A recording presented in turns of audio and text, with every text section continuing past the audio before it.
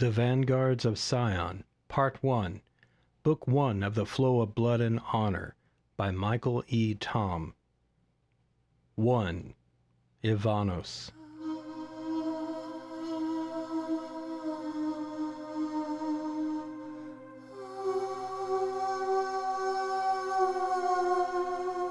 So, this is why they call it the Bleeding Wood, Ivanos Jorgonaut said. He gently spurred his horse, trying to keep her at a slow but steady pace. So many red leaves. Even the damn grass is blood red. Looks like fountains of blood shooting up from the ground. I don't like it. Trailing behind Ivanos, Jasper twirled his walking stick, dodging and whacking at imaginary foes. Green mother gushes with blood. Painting the no... Seeding the... No, wait, I got it. Green mother gushes with blood, bathing the land with her aching crud. Ivanos laughed so hard he almost fell off his horse. Blackened skies, boy, give it up. You're not a poet, and that one's as awful as the rest. Why? Jesper said. Mother gushes with blood? You don't know what that sounds like? Oh well. It does imply a distasteful thought, I suppose. At least I made you laugh. Perhaps, said Ivanos. Then he spoke in lower tones. We've got to keep our voices down. Red caribou are said to wander even on the outskirts of the forest. It'd be nice if we nabbed one without having to spend the night here. I guess. I kinda like it though. I bet I can find a great new walking stick, like a red one. Anyways, why couldn't the squire hunt his own red caribou? Seems like he's a bit of a softy to me. No, it's a matter of honor, Ivanos said. The surrounding birds diminished their songs. Insects buzzed by and flitted past them, lessening as they moved deeper into the wood. Ivanos glanced to either side of him into the trees as his horse carried him up the hill. You don't understand knighthood. We have codes, and many must prove themselves honorable. I'm happy to pay my dues if he can get me a meeting with his knight. Pay your dues with joy, or you might end up a toy, Jesper sang. Ivanos sighed and flipped the visor on his steel helmet over his face, though it did little to negate the boy's chattering. I do understand some things about knighthood. I've been paying attention to your lessons about honor and codes. Like, for instance, truth. You said a noble knight always speaks truth and will die for it, even if it means he must rat out his brother. I can do that. I have no brother or sister. I know, lad. I was there when it happened, Ivanos said. It's good to remember that one above all. Now, remember this one. A knight is patient and sharpens his blade slowly, so the edges are true. Jesper paused and looked downward in thought before he said, I get it. Rushing things will cause you to make more mistakes. Ivanos nodded. Aye. He tugged on the reins of his warhorse and caressed her neck under the black mane where she liked it most.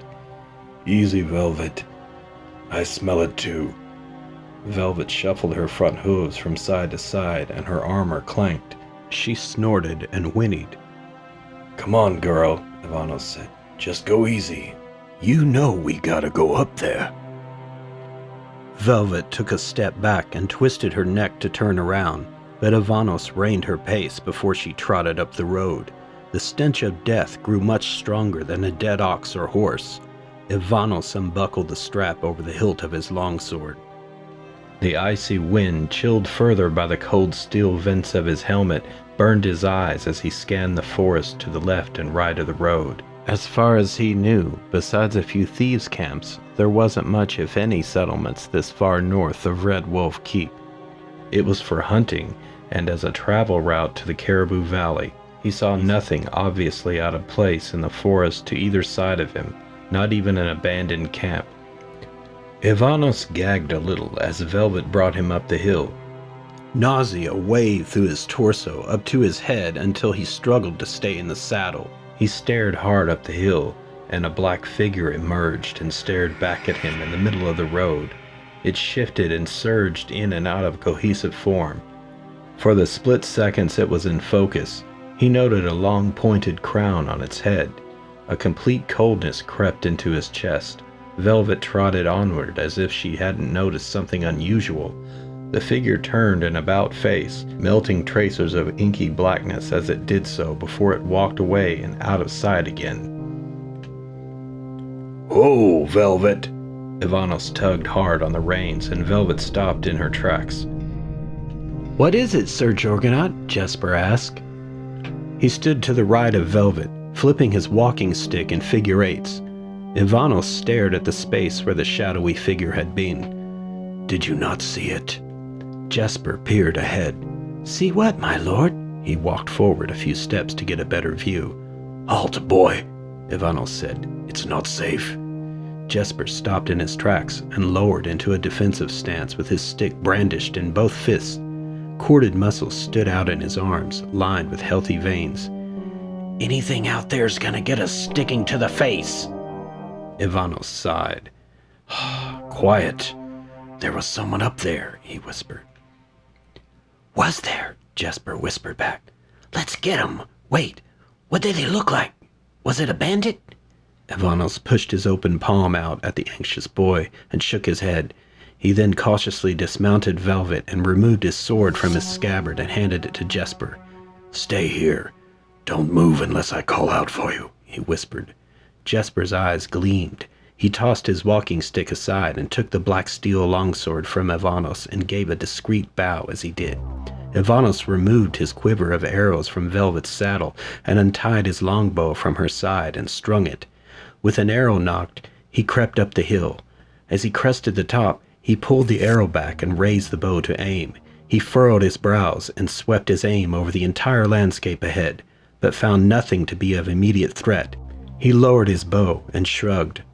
"Sir Jorgonaut, what do you see?" whispered Jesper. Ivanos stared blankly for a moment before he answered. "Nothing. I don't see anything, lad. But I know I did earlier." Bleeding mother of time, that stench!" He grimaced as he walked farther along the road and pointed to the ground where he stood. "Right here. A figure was standing right here." He gagged and covered his nose and face with his hand. "I swear it." "I don't doubt you, my lord. What did this figure look like?" Jesper pressed the tip of the longsword to the ground and rested his hands on the ornate ruby-encrusted pommel. Ivanos widened his eyes and bolted over to the boy and snatched the black steel longsword from his hands. 100,000 dead knights shivered in their graves when you put this fine blade into the dirt, you fool! Jesper stumbled a bit, then knelt before Ivanos. "Apologies, my lord. I forgot. Was careless." "Here, take the bow. When you master it, you may try the sword again." He handed the bow and quiver over to Jesper.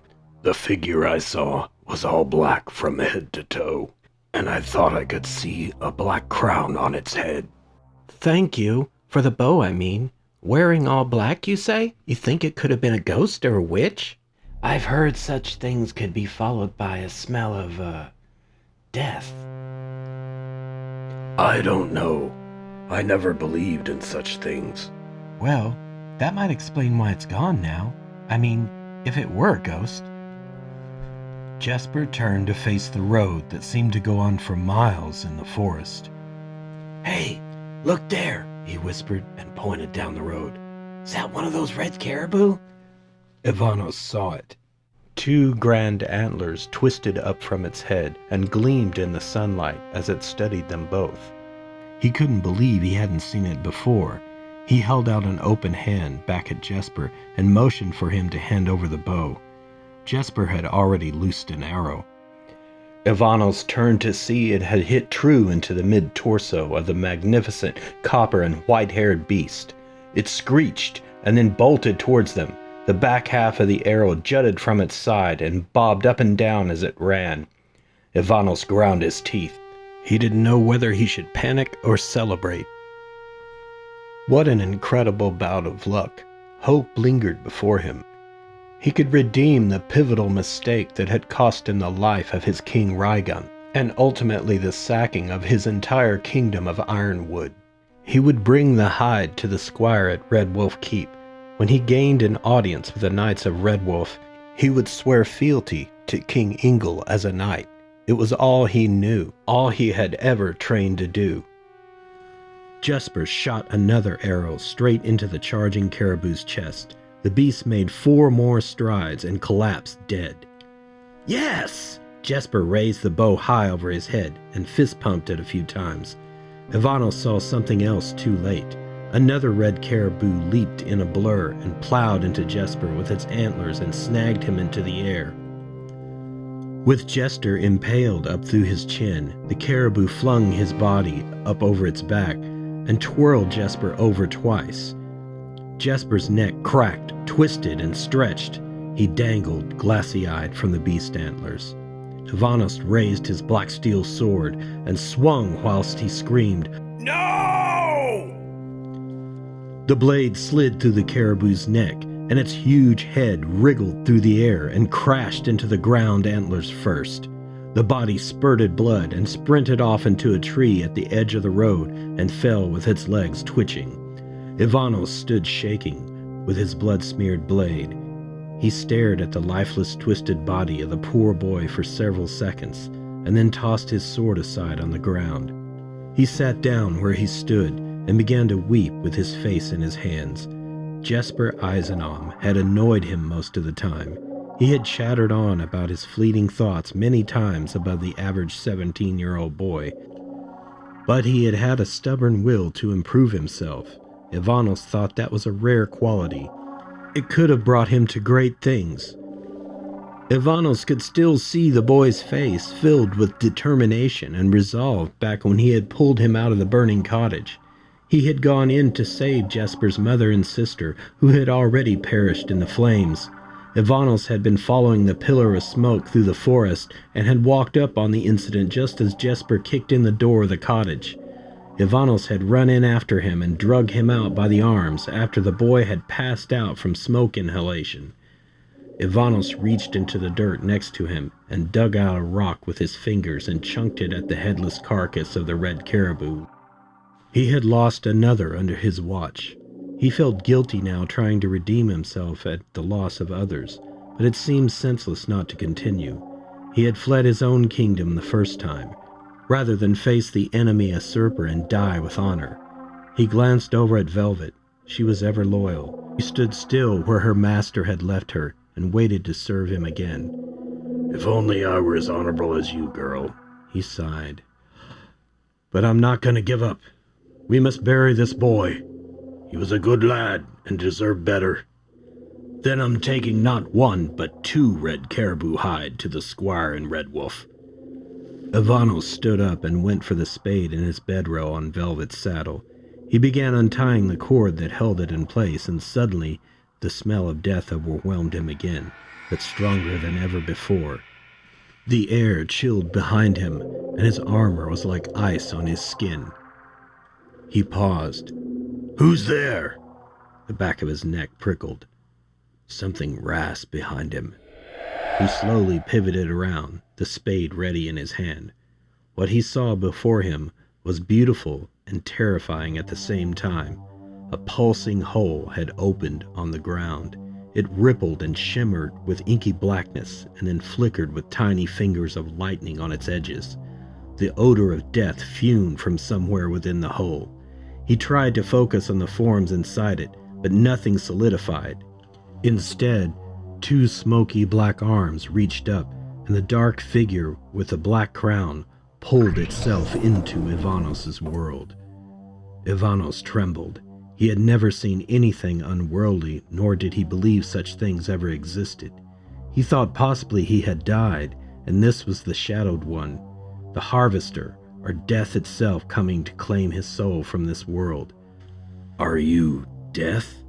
he asked softly. "Is this my end?" The crowned figure stood up fully before him and stared directly into his eyes. It was faceless. Darkness churned over the surface. 2 eyes glowed like stars. His heart raced. "No, but I have crossed over to make use of lives in this world. Serve me, and I will make you one of my champions. But it will be a difficult allegiance to bear. The rewards I give you in return will endow you with unfathomable power. You will destroy entire armies.